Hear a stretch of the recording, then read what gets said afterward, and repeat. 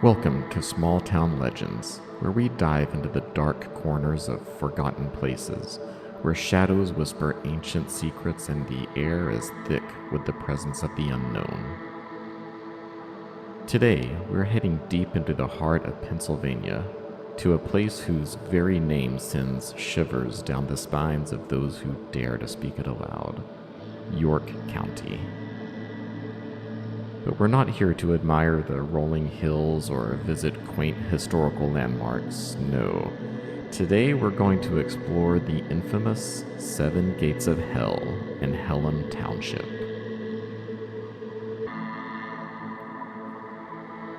But before we step through the gates themselves, let's take a moment to set the scene. York County, Pennsylvania is a land rich in history, dating back to 1749 when it was carved from neighboring Lancaster County.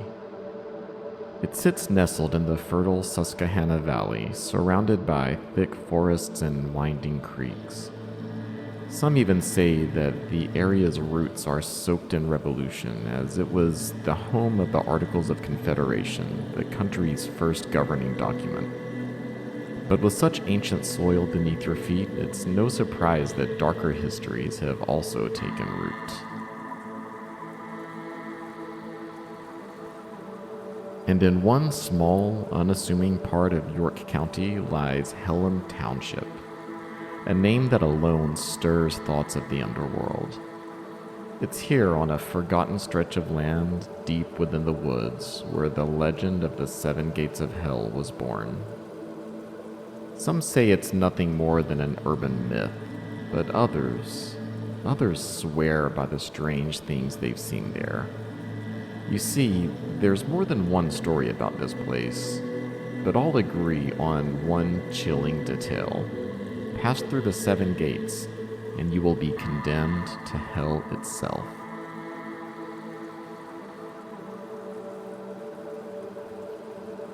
The first version of the legend takes us to a long time ago to a mental institution hidden away in these woods.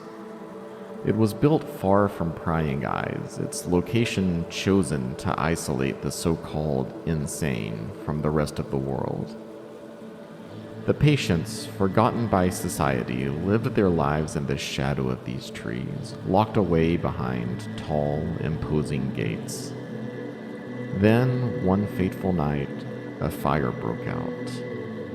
The flames consumed the asylum, licking through the walls like the devil's fingers, trapping the poor souls inside. But not all were lost to the fire. Some escaped, wild-eyed, terror-stricken patients fleeing into the night. What happened next is where the legend becomes truly terrifying. Those who escaped met gruesome fates, hunted down by search parties or left to the mercy of the forest.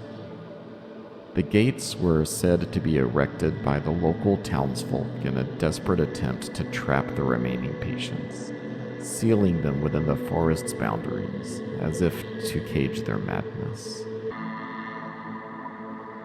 But that's only one version of the story. Another tale speaks of an eccentric doctor who once lived in the area. Dr. Belknap, they say, built these gates to keep trespassers off his land. Some claim he constructed only one gate during his life, but that the gate became the centerpiece of the legend. At night, they say, more gates began to appear, each one a step deeper into hell. 7 gates in total, and no one who has ever passed through the 5th gate has returned to tell the tale.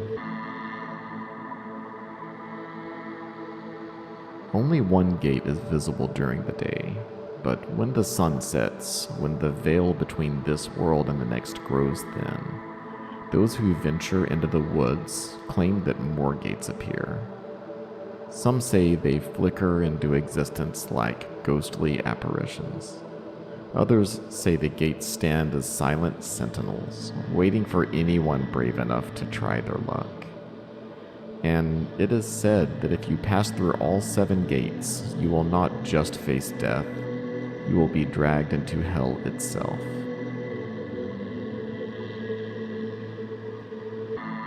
The reality, however, is a little less supernatural. The land in question is privately owned, and the gates that exist today are remnants of old structures, perhaps even including ruins from a mill long forgotten. No asylum ever stood there, and Dr. Belknap, as it turns out, was more of a kindly if reclusive doctor than a madman.